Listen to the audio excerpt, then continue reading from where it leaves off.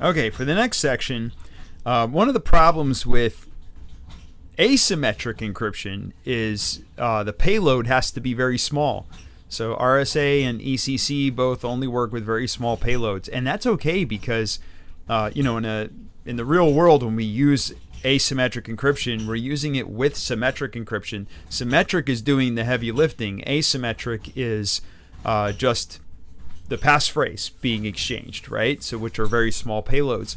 But to demonstrate how this works, we need a small payload, so we're going to use a different text file. Don't use the lyrics file because it might fail because it might be too big for RSA or for ECC.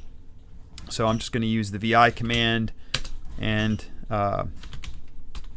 create a file called haiku.txt, because haikus are always going to be pretty short. Go into insert mode, and then I'm just going to insert some text here.